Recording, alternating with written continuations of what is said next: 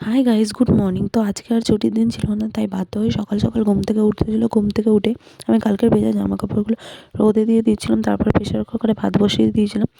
এখানে আমরা করেছিলাম তরকারি, ইন্দিরা করেছিল ফুলকপি, গাজর, বিট আর ডিম দিয়ে ঝোল। আমি করেছিলাম সোয়াবিন আলু তরকারি। তারপরে খেয়ে দিয়ে আমরা চলে গেলাম কলেজের উদ্দেশ্যে। কলেজে যাওয়ার পর আমরা নিচ থেকে জল ভরে নিয়েছিলাম, মানে ওরা জল ভরে নিচ্ছিল। তারপর সবাই মিলে চলে গেলাম ডিপার্টমেন্টে গিয়ে আমরা সকলে মিলে নিজেদের কাজ করতে বসে গেছিলাম। সবাই কাজে মনোযোগ দিয়েছিল। তারপর প্রচণ্ড খিদে পাওয়ার জন্য আমরা চলে গেলাম ক্যান্টিনে রুটি তরকারি খেতে। তারপর ফিরে এসে বোরিং হওয়ার জন্য আমরা খেলছিলাম ওয়াট। তারপরে আমাদের কলেজ ছুটি হয়ে গেলো, সোজা চলে গেলাম চপের দোকানে। সেখান থেকে আমরা চলে গেলাম একটু আইসক্রিম খেতে। এত ঠান্ডায় তাও আমরা আইসক্রিম খাবো। তারপরে আমরা বাচ্চাগুলোকে আজও দিচ্ছিলাম বিস্কুট।